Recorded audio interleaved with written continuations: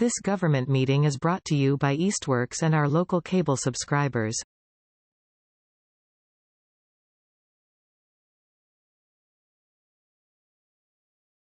We have no minutes. Tom promises minutes for the next meeting. Okay. Do we need to worry about the mayor or not? No, she's in a meeting. So I have public speak here, but I assume all of you are here for the library. Raise your hand if you're not. When we are done with the presentation, I'm going to open the floor to all of you, okay? So let's start with the presentation. Who wants to go first, Elizabeth or Chuck?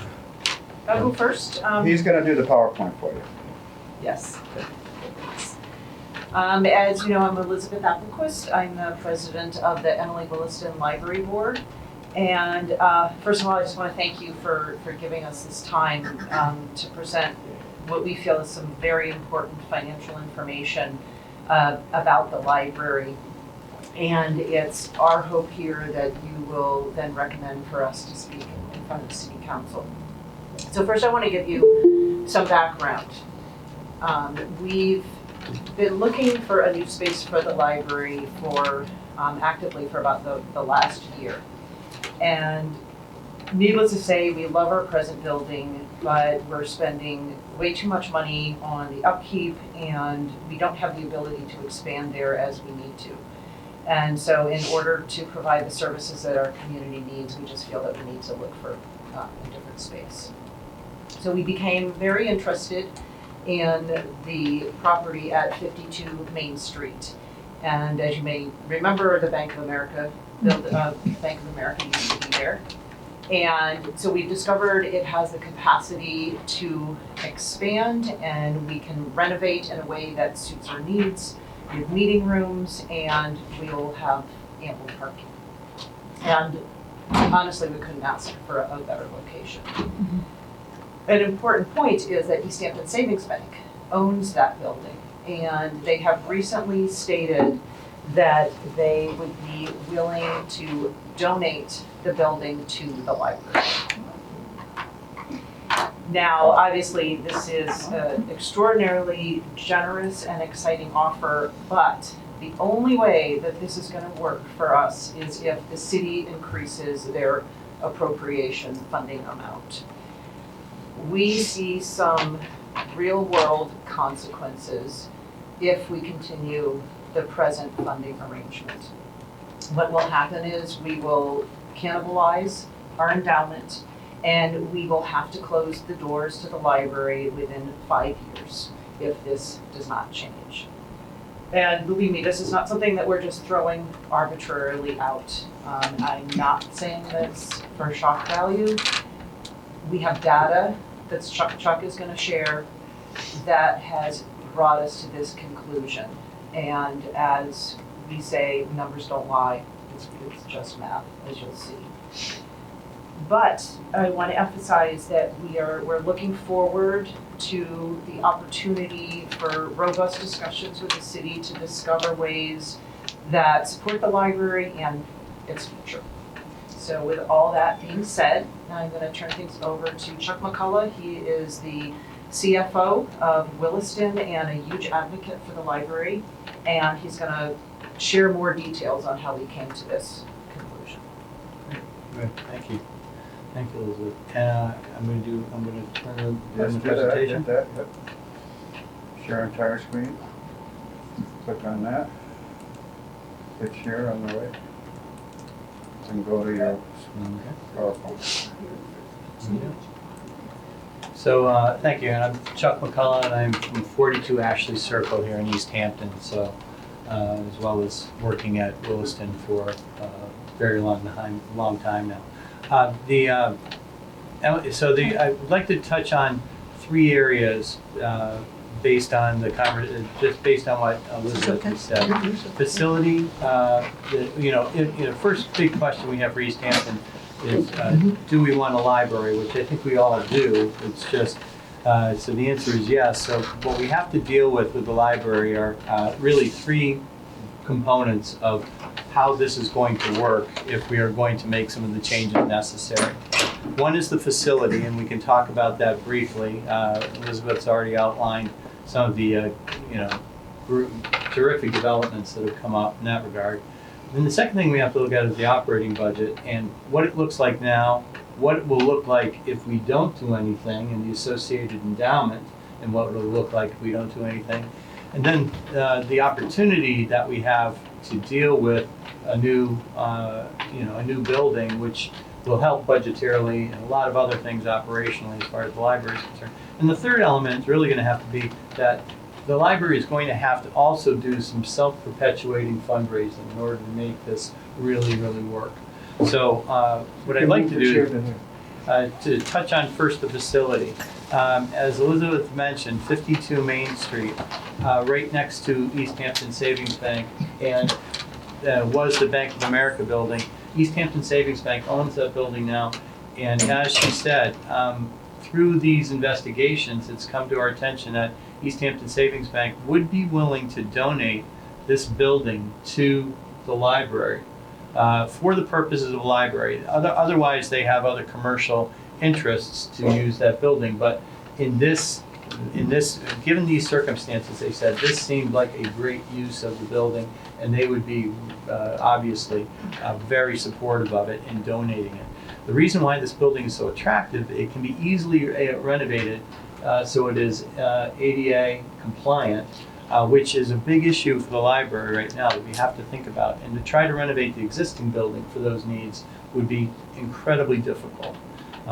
Second, it has sufficient parking, which is a requirement for libraries. And right now, the current library, as you know, given its location, is challenged with parking. And then the renovated space would eliminate the drain on resources that we're dealing with right now in the current operating budget. It's, I would say Katya, the director of the library right now, is as much a physical plant director as she is a librarian. It's really just, remarkable. Great building, beautiful building, but, a big but, to run it the way it needs to be run, particularly as a library, it's pretty challenging right now.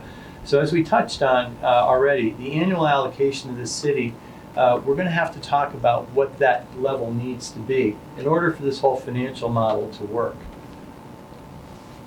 These are some of the layouts that we've already done. We're working with Kalo and Dina, and they're doing some layouts right now of what this could look like if we were to do a renovation to this building. We're trying to do as basic a renovation as possible so we could get in the building if this is going to be a possibility. But there's even more complete renovation drawings that they've created. What it gives us is 8,500 square feet, which is slightly larger than the current building, but more importantly, this is space that you can actually work with. The building the library is in presently, beautiful building again, but given its configuration, is very hard to use for a lot of what's needed in a current library today, particularly meeting space, things like that are really needs for a 21st century library. This is the current layout, so you can see this is 7,900 square feet, and the next building would be 8,500 square feet. But big buts are we have parking, it can be AD, it's accessible, and it has room for expansion at some later point. So that's the building. So we have this incredible opportunity in front of us and some of the challenges we're dealing with now that can be remedied with this possible move. So what's the next step? The next step to talk about is budget. And the basic problem is, long-term again, as I've said, do we want a library? And I think the answer to everybody is yes, but how do we do that? Under the current financial model, the library can only sustain itself for about 5 years, 6 years. And as Elizabeth said, it's just math. There's going to be a cannibalization of the endowment under the current circumstances. That's going to mean once that endowment's gone, then it becomes incredibly hard to run the library under the current funding circumstances. The second part is that the current facilities can't be addressed under the existing model. We've already talked about that. The physical plant needs, the improvements that need to be made, just the regular maintenance, very challenging. Possible new location would be a better investment for capital dollars moving forward. If we're going to invest in a building for library purposes, I think this is going to be an important element. The last thing is that staffing and programming have been underfunded. It's just a budget management. You've got to cut back on things and not do things in order to meet the budget needs right now. And I think we're selling the operation and the program that we could be providing to the community short by in this underfunded condition. So I think there's some things that we need to talk about in terms of online services and also salaries and benefits for the employees. So I think that's going to be an important part of any operating budget that we're going to put together. So I'll give you the recommendations, and then we'll just go to the financial model quickly. Different funding model from the city, possibly a larger percentage of the library budget. We're not asking for 100% because the library does have an endowment. But we've got to be very safe. We've got to be thoughtful about how we use that endowment so it's there for the long run.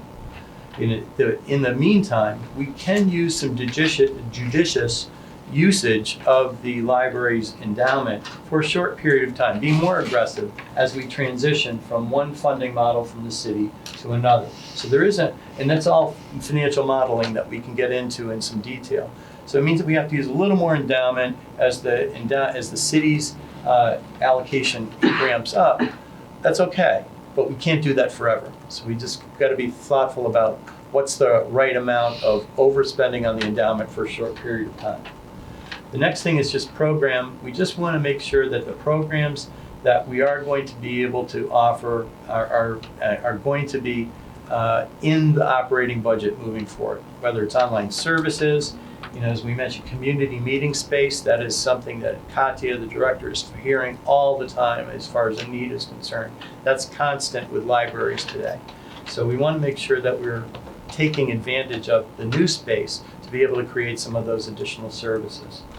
And then the final thing is that we just have to make sure with the other building, with the new building, the accessibility is going to be very important. And then just the operating costs that we're dealing with right now, we would be able to mitigate some of the, whether we like it or not, unnecessary repairs and replacements that we're doing right now to the existing building, just to keep it in good condition and have it be a place that we can bring the public. So those are the recommendations. What I've done is that we've also done some research to give everyone a sense of where the funding level is in Easthampton right now versus what it's like statewide. We have every municipality in the state is recorded in this area of funding, percentage funding for the library. And you can see what we did is we took I think it's 269 municipalities in Massachusetts or libraries, and where Easthampton ranked. And the whole list, Easthampton's, whether we like it or not, is down near the bottom right now. I think in so many ways Easthampton is doing so many remarkable things right now. This is just one area where I think we have to just turn our attention to it and see if we can do better in this area. But this gives you an idea of the funding level, percentage of operating budget that is supported by the municipality. And at this point right now, you can see a lot of the other towns in our local area and even the state average, we're lagging considerably behind that. So that's another element that we're going to have to think about. And there's full data on this that we can provide to anybody who would like to see it.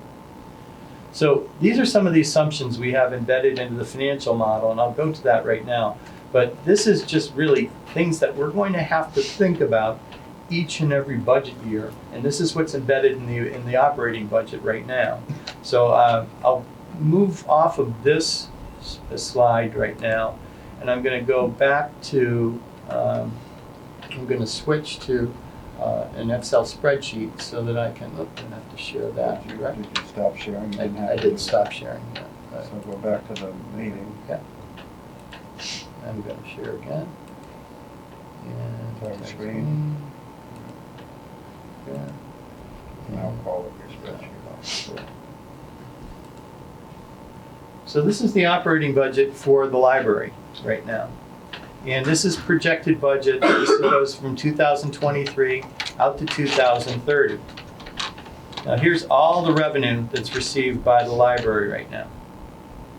This means that the city appropriation, as well as money that's drawn from the endowment and a slight supplemental endowment draw that the endowment is supporting some borrowing that we have to do to repair the building. So as you look at some of the operating expenses, and we're making the assumptions that we have to have a fundraiser if we're going to survive, we're going to have a professional fundraiser doing work for the, so there's assumptions embedded in the operating budget. But right now, we're starting to show projected deficits that are going to start escalating over the next number of years. This is, I described to people, we're not building a Cadillac budget here. We're building a nice down the middle Chevrolet budget. This is not anything complicated. But unless we do something that's either going to be improvement to the city funding or improvement in just using more endowment, this is going to be a deficit budget. So I'm going to go to another tab, and let's just see what happens when we just decide to just use the endowment. So if we take the endowment, I'm just going to move that over into the column that is, apologize, let me go over here. So if we were to take more endowment draws, so this would be just to balance the budget.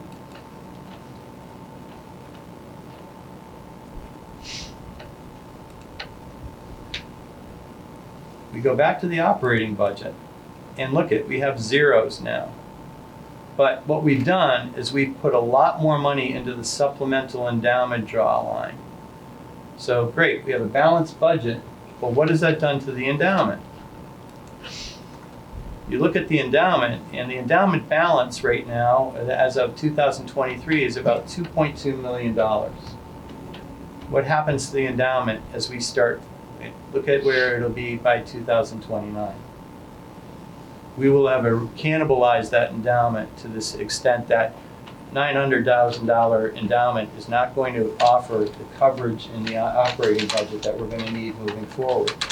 So let's eliminate that assumption and go back to look at what the endowment is if we don't cannibalize it. It stays right there at about $2.2 million, and we're using about 6% of the endowment. That's still a little high, but that's manageable. It means the endowment is basically staying pat. So using the endowment aggressively is a short-term answer which causes us to be looking in 5 years to say, what else can we do? So I don't think that's a solution. The other part would be to just look at the funding level right now of the city.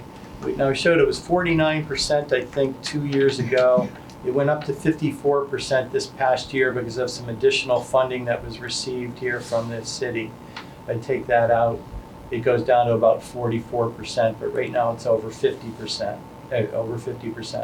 But under the current conditions of how this funding formula is made, this is the percentage that we're going to see for the endowment over the next few years. It's going to be in the 30s, not the 40s anymore, the 30s. And you saw what the state average are. The state average is in the 80% area. So we have to think about what it's going to look like if we're going to have funding that's going to work for the city library. So I'm going to put that in right now into this model.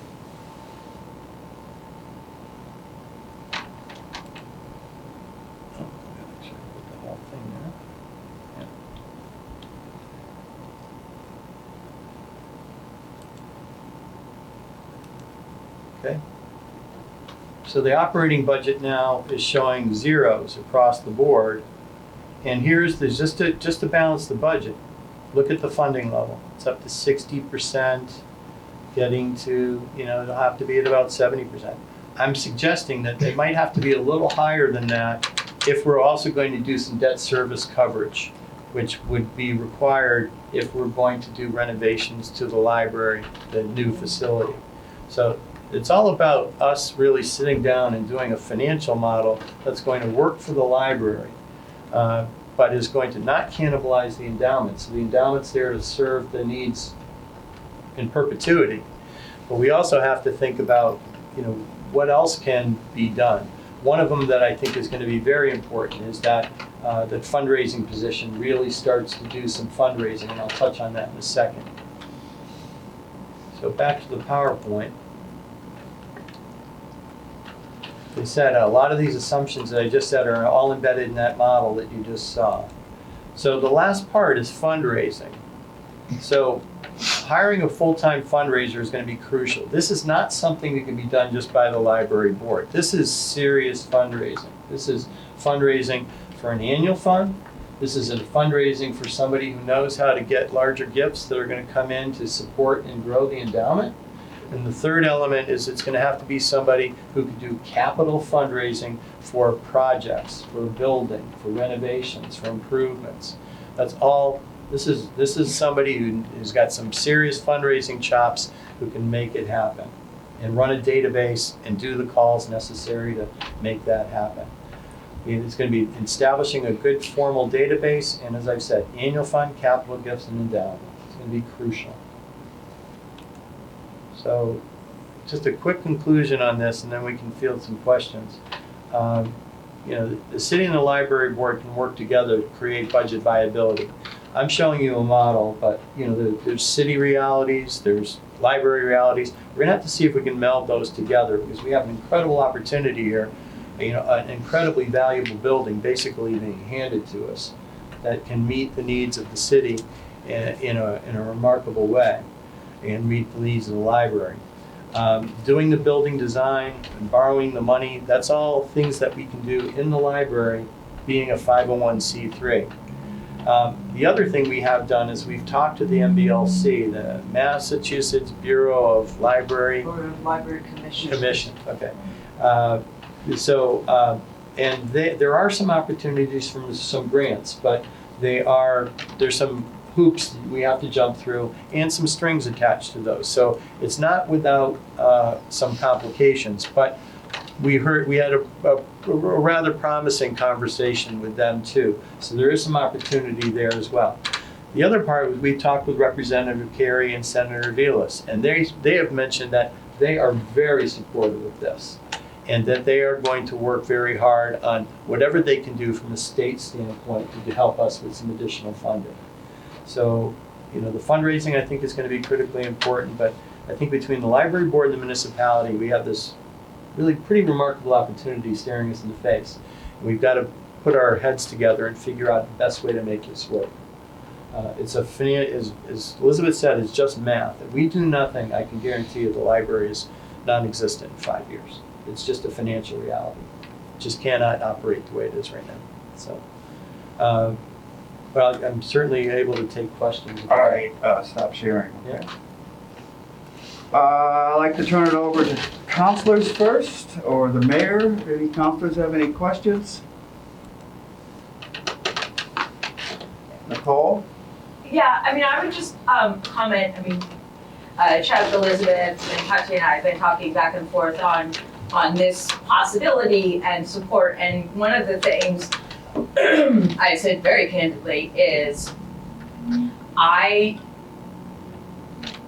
to increase the amount of money we give to the library in any given fiscal year is not something I am against at all, right, and with the will of the council. My question is, if you're going to a bank and you have to show them that you're getting this increase, it's a new vote every year. Mm-hmm. And I would bring that to the public. So, if we did a schedule of how that increases, like, 3%, to get to whatever our target is, 70% or whatnot, that's a new vote every year. Mm-hmm. There isn't a way to lock that in, because I do the budget, or the mayor then will do the budget, it goes to city council. So, that's the one thing, kind of red flag that I've been waving. And we've talked about other ways the city may help and not as far as I'd like to be down the budget process to have an alternative. I'm not unwilling. I am just worried about long term, like the council and the mayor that is, can be all in support, but the mayor and council that is cannot commit city money for future councils and mayors. Mm-hmm. And there's a change, and so that was this is an amazing opportunity. Mm-hmm. I want to be really creative and help it and whatnot, but I would say to my council fellow, our council folks, and those in the public and councilors not here, that this is a commitment, this is a commitment to a vote for at least as long as you're into office. That is nothing more than a good handshake, because there's nothing in writing that can make it happen. Automatically. Can I ask a question, because you alluded to something? Is the bank's offer to donate the facility conditioned on a model of the city's budget increases over the years? Is there a condition there, or do you get it donated and it's your building? I'm just curious, because she alluded to that the bank might want to see numbers, and she can't commit to those because she's not going to be mayor for 10 years. She could be, but she's not going to be. She's not. But the point I'm trying to make is the bank putting conditions on this donation? No, I would say You know? the bank isn't putting conditions on the donate, but I think we all have to, Oh, okay. the board as Yeah. board members Right. of the library have to make a measured decision on, can we borrow money, can we make a renovation and borrow money that is, my advice to the board is do as basic in a renovation as you possibly can to get moved in, so that the borrowing is at as low a level as possible to mitigate the risk. And then, but part of us being able to borrow is going to need to be able to show a financial model that makes sense. So it's not really the bank's donation that's tied to it, but it's our collective thoughts about whether it's a financially viable deal that can be sold to a bank. Well, and also, I mean, what we're talking about in this increase, of the city contribution doesn't go to capital, it goes to operations, correct? So, I mean, the idea would be, and I think I'll steal it from you, is that the city's commitment yearly and that percent goes up, and then the reliance on the endowment goes down, and that becomes more of leverage for debt to renovate or to improve. So when we're talking about like that, when I'm talking about the percent, I just want to be clear, we're talking about what's in the budget on top of the minimum amount for your operating budget. I don't know, I mean, I guess at some point that's important for a bank or whoever you're dealing with, but in the immediate, it's just like staying afloat while you get into new space. Right. The city's not being asked to fund capital for this project. We're being asked to provide more operational money. Right. Okay, I just want, And just to comment on what the mayor alluded to with regard to future mayors and future councils, I've been here a long time. We've had recessions in which budgets were slammed and cut badly. And mayors can decide, the mayor has the authority to appropriate a budget. We approve it, we could cut it. I doubt any future council would cut the mayor's budget for the library, but you can't speak to that. But a mayor elected has all the authority to decide where the budget money goes, and sometimes that gets limited, especially if the state cuts back its funding. So you may be coming back with this presentation for a new mayor. And I would suggest that that's going to happen because you're relying on a government to give you money, and governments in this democracy change with the people that run it. So I'm just going to put that out there. I've witnessed budgets cut various departments because of the mayor's priorities, different mayors. So we have 3 of them. Any other things from councilors before I open it to the public? I just have a question, and it's Hi. not necessarily about current, right? I understand that. I support the library. I want it to be successful, and I want community members to be able to access it, right? I believe in the purpose of the library. And this may be a question for Dan, but when I look at how much the city has contributed for however many years, has it always been that amount of funding? Did something shift where the city suddenly was contributing less to the library? Was there a much larger endowment at some point? And I'm just trying to understand the kind of the history of how we kind of got to this I think Katya, the library director. Mhm, yeah. I've been here a year, so there are people who've been here a lot longer than I have, but I can speak a little bit to that, which is that the city has historically agreed to fund essentially the bare state minimum that is required for the library to be certified by the state. Mhm. And historically, that's been pretty much for the last many years where the city relationship has been. The library budget has shifted for some various reasons, Mhm. including the fact that like much of the city, there's been a deferred maintenance in terms of salary, et cetera, et cetera. Mhm. And there has been also in various years, certain supplemental appropriations that have changed that a little bit. Okay. But by and large, this isn't a new situation, it's a fairly stable one. Yeah, like I said. The endowment has grown somewhat, Mhm. and that's allowed us to make some changes along the way, including renovating the building and increasing staff salaries to a more state comparable level. Yeah, yeah, sure. But by and large, this is not some sudden shock. This is a long-running deferred maintenance situation. Yeah, because I was just thinking about Dan's or Councilor Chair Riss' comment about the mayor might support it, the city council might not support it, and did we get to a point where that was actually what was happening within the city where funding? So I'm just trying to get a larger context of, just so I can I could have understand. verified that that's what it's been. Yeah. Katrina, can you state your name for the record I'm for sorry, Tom? my name is Katya Shapiro. I'm the library director. Okay, and you know Elizabeth and you know Chuck, so anybody who speaks from now on, just state I'm your sorry name for the about record. that, yes. No, I just I'm want, also an Easthampton resident these days. That's So fine. yay. but I know that the budget has been pretty stable that way. Okay. There's a state minimum, in fact, a couple of years ago, I don't know, it was last fiscal year, we had to make Yeah. a little change because we didn't do it right mathematically. Yeah. Any other counselors or? Okay, public. I'll take the people in the room, then I'll go online.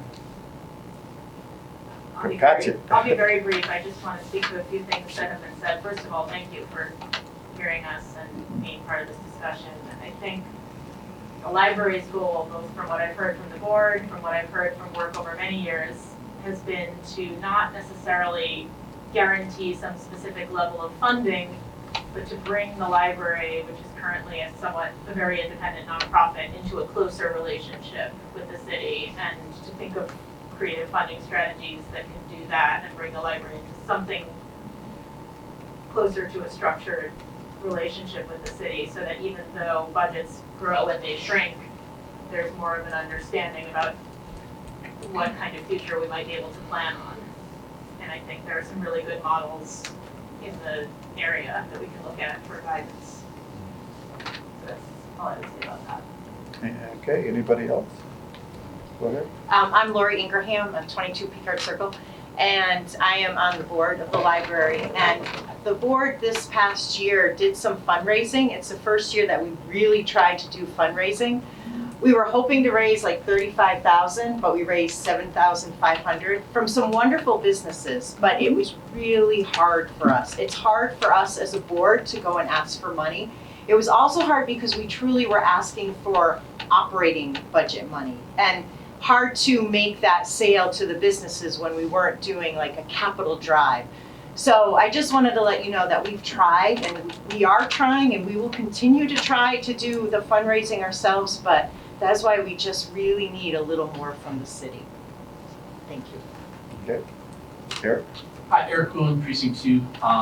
While I do very much appreciate Mayor LaChapelle and Chairman Rist's cautions about future governments and future elected officials, to me that does sound a little bit like, well, it's pouring out today, but it's going to be sunny tomorrow, so I'm not going to bring an umbrella with me today.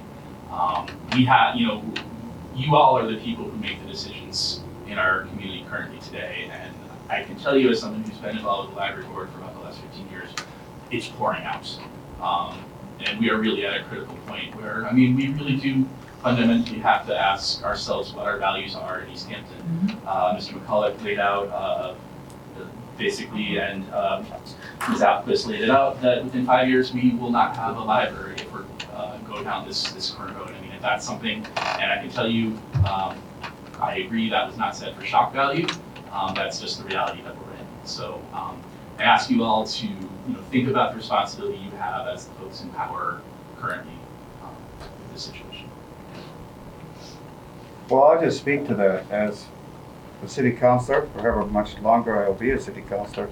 I would never vote to cut an appropriation from the mayor for the library.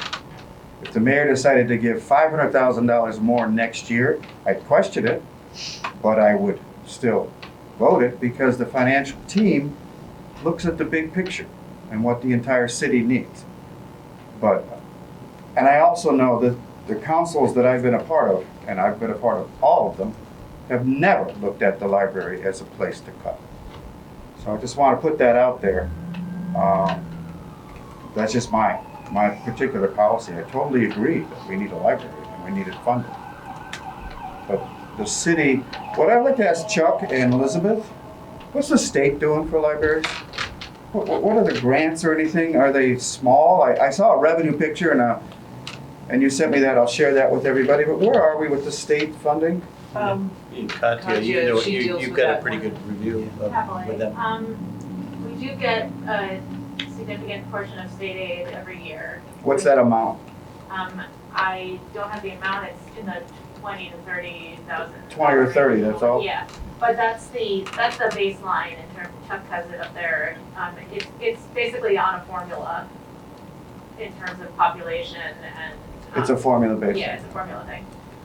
And we basically qualify for it by doing reporting and ensuring we're open a certain number of hours. 25, 27, Yeah. Chuck showing.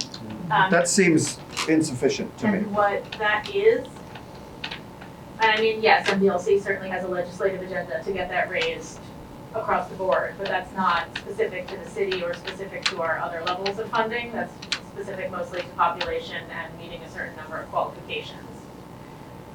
The only other thing that I would mention about the state grants for construction is, for future things, is that one of the things that everyone mentioned about those state grants for construction is that one of the key points to qualifying for them is to have full city buy-in, because all that money passes through the city's hands, even if we are, a nonprofit, which in this case we are. Okay. But there are other options available. They've funded a lot of initiatives too, and our local consortium also kind of streamlines a lot of our purchasing options for us, and that's a huge financial lift as well. I would hope. Connie, go.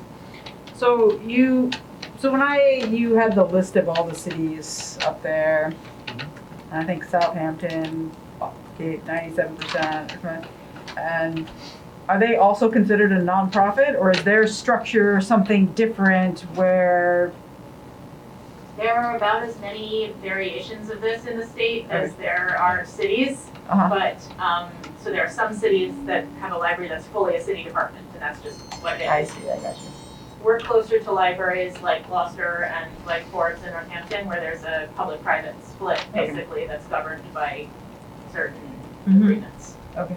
That's a very important distinction. That's helpful. And the other question that I had was, you'd mentioned Senator Delis and Representative Carey were also supporting in various ways. Is there anything that we can do as counselors to collaborate with them on whatever it is that they're working on in order to support that? Or is what they're doing related to the grants that you were talking about? No, they're talking about other funding, like earmark type funding. Okay. And so I'm sure there will be ways that we can be supportive of that in the future. I just don't know the exact pathways. Okay, yep. No, great. Just curious. We've conveyed some, the potential and obviously the great opportunity we have here to them.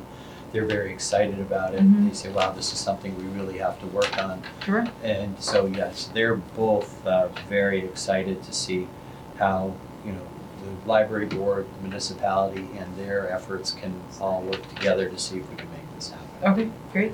Okay, I screwed up. I put a rules committee meeting in 20 minutes in the same room.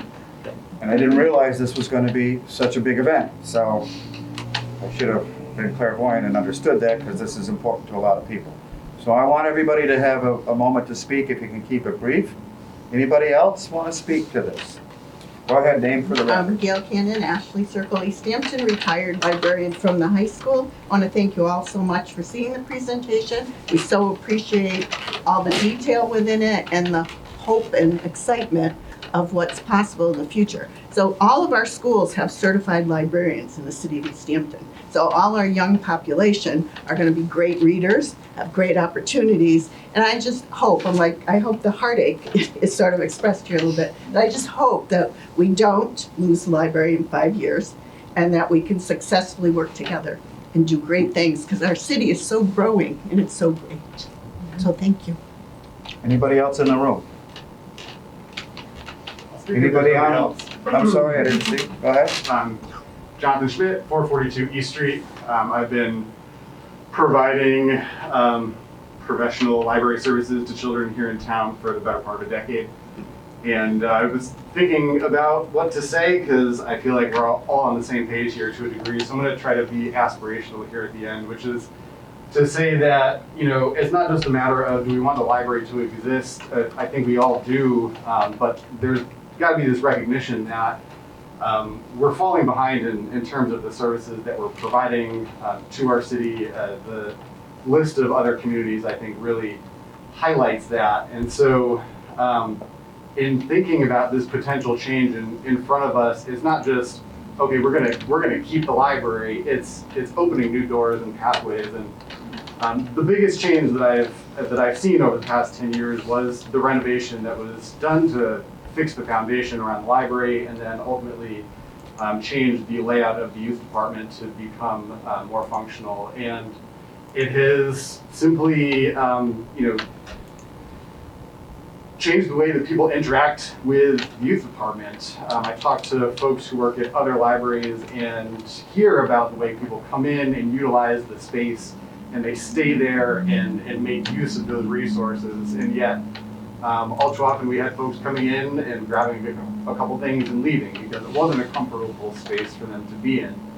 The youth department now is to a degree, and yet we are still, bursting at the seams when we really bring out the turnout that we're looking for. And I'll sort of wrap up by saying, I was reading recently and thinking a lot about this loss of the third place for our society, a source of community outside of work and the home, and or a place for social opportunities. And I had the privilege of running a program the other day where I had upwards of 35, I think close to 40 folks in the library kind of based around this thing that we were doing. And I was thrilled to see that the connections that the parents were making with each other and the way that the kids were interacting with each other, and yet the space was dominated by what was happening. And our regular services still to a degree had to be limited. People couldn't access the shelving in the same way, and there were just too many people around as a part of this program to then continue to use the library. And so if we want to do all of these different things, we need a space that's going to be conducive to that. And I'd really like to see us move in a direction where we can have multiple things going on, and we don't just have to shift all our attention to the thing in the moment that is deemed kind of most important. And so I hope that we can continue the conversation, and I appreciate the presentation that was put together on it, and I look forward to seeing what else comes of this. Thanks. Okay, anybody online? Use the raise hand. Doris, go ahead. She literally raised her hand. Turn your mic on, Doris. Hi, name is Doris, and I live in Easthampton. Dang it, so we're on computer, so it's a little annoying, but I was part of Eric Jensen's publicly appointed committee in the 1990s before any of you were involved in city government or doing what you're doing. Doris, we are getting What? every other word. I don't know if it's your internet connection or your microphone, but we can't hear. You can stay close to the computer. Stay right next to the computer, maybe that'll help. Okay, you hear now? A little better. I've never used the format, so